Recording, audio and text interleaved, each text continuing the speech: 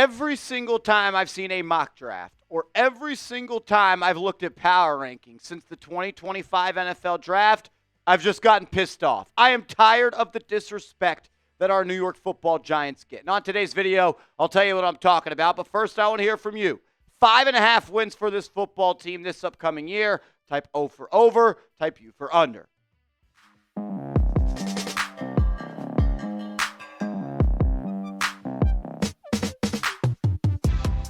You're watching Giants Now by Chat Sports. I am your host, Marshall Green. Appreciate everybody for being here. On today's show, I am going to paint the picture that the media is a bunch of jokes, clowns, and losers, and New York football Giants haters. Every time I've looked at mock drafts for 2026, the Giants are picking first, second, or third. And today I said, you know what? ESPN came out with their power rankings, and they have the Giants as the worst team in the NFL. And NFL.com has them as the 30th best team. And The Athletic has them as the 31st. And Sports Illustrated has them as the 27th best. And USA Today has them as the 28th best. Fox Sports, 28th. Bleacher Report, 30th.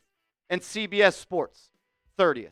Maybe the Kool-Aid that we were drinking after the NFL draft in the offseason was a little bit too strong. That's what I initially thought.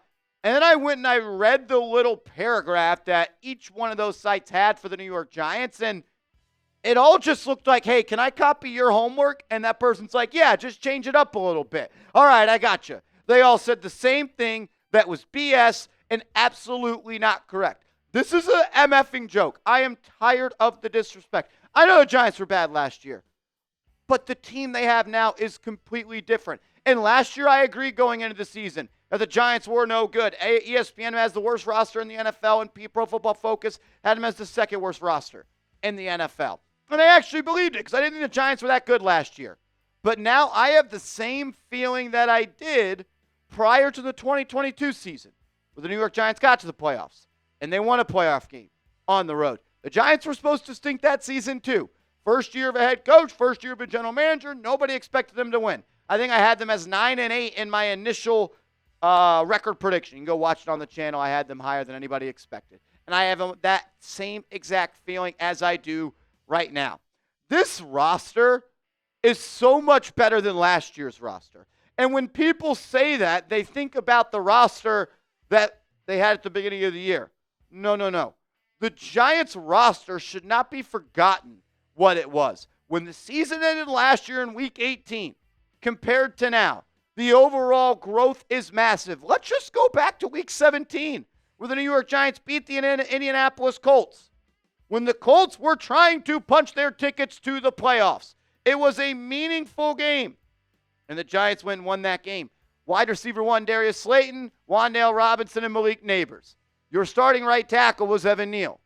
Your starting left guard was Aaron Stinney. You had to move Jermaine Illuminor from right tackle to left tackle. No John Runyon, no Andrew Thomas. Your starting running backs were Devin Singletary and Tyrone Tracy, the same. Daniel Bellinger was your starting tight end because Theo Johnson was hurt, and your starting quarterback was Drew Lock, who was the third quarterback to start for you that year. So a much, much different team than you have right now. Drew Lock's not even on this team. Drew Lock would be QB3 on this roster. Russell Wilson is much better than Lock. Jameis Winston is better than Lock. So your quarterback room is much better. Your offensive line group, if healthy, is much better too, because it would be an upgrade at left tackle with Andrew Thomas. It'd be an upgrade at left guard with John Runyon. You bring back John Michael Schmitz heading into year 3, and you got a good veteran in right guard and Greg Van Roten, and Jermaine Illuminor goes back from left tackle to right tackle. And you went out and you drafted Marcus Bowe. You made commitments to James Hudson III and Stone Forsythe to being your swing tackles. You brought back Aaron Stinney as a depth piece, as well as you still have Jake Kubis. They like Evan Neal at the guard spot, and you still have Josh Azudu. So your offense is completely way more healthy and much better. But what's completely different is your defense. And I'm not saying the Giants were good defensively that game. They gave up 33 points. But the bodies that are no longer going to be starting, guys like Jordan Riley, Rakeem Nunez-Roches, Darius Muasau, Dane Belton, Jason Pinnock, Cordell Flott. That's Flott 1, Pinnock 2, Belton 3. You have Muasau 4. You have Rakeem Nunez-Roches 5 and Jordan Riley 6. Half of the people that started for you in that final game are no longer starting. You now have Dexter Lawrence and Roy Robertson Harris.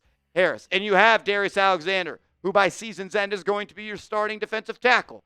And now you went from a defensive line that once led the NFL in sacks to an addition of Abdul Carter alongside Brian Burns and Kayvon Thibodeau with Chauncey Golston. So your front seven is drastically better. You also bring back a healthy Bobby Okereke. You bring in Paulson Adebo. You move Deonte Banks to CB2. Yeah, you lost Jason Pinnock, but ladies and gentlemen, you added Javon Holland, who is without a doubt the best free agent safety you could have potentially added. You are much better than what you were. Not just when it comes to departures and additions, but also just people getting healthy. I think people forgot Bobby Okereke was on this team, and Andrew Thomas was on this team, and Dexter Lawrence didn't play the last couple of weeks. You lost Azeez Ojulari, edge 3, didn't even play at the end of the season. Jason Pinnock was a starter. I appreciate everything you did from this team. Javon Holland is a major upgrade. Adoree Jackson was done. Drew Lock cost me Cam Ward. You had Paulson Adebo. You had Javon Holland. You bring in Chauncey Golston. You add Russell Wilson. Jameis Winston's QB2. Take the best player in the draft in Abdul Carter. Get your quarterback of the future. Darius Alexander is a day one contributor. Cam Scatterbo is a day one contributor. And Marcus Bowe has the potential to be a long-term piece on this offensive line. I don't understand how you could say this is the worst roster in the NFL. If you want to say they're the 25th best, sure. But if you are saying it is the worst roster in the NFL, you are submitting to groupthink, and you're a loser. The Giants have the second best odds to win the fewest games this year. The most bet game or win total is Giants under 5.5. I just don't understand it. Maybe the Kool-Aid we were drinking was too strong. I like my Kool-Aid with a lot of sugar, a lot of juice in there. But really, the worst team in the National Football League?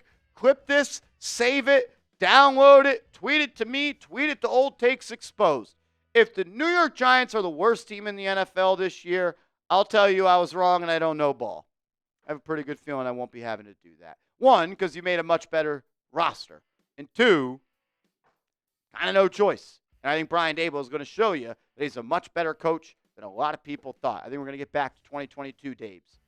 That's winning football Dabes. Make sure you are hooked up with your Jaxson Dart jersey. Go to chatsports.com/dart. Blue, white. They have retro blue. No, he's not wearing number 1. That's Malik Neighbors' jersey number. Once he chooses the number, that jersey will be sent out to you. You can also get your Abdul Carter jersey as well. Chatsports.com/Carter.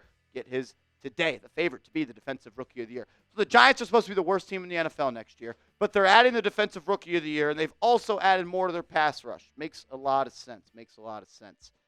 Got it. Look, I'm not saying this team is a lock for the playoffs. I'm not saying this team's going to win 11 games. I'm not saying they're going to win 10 games.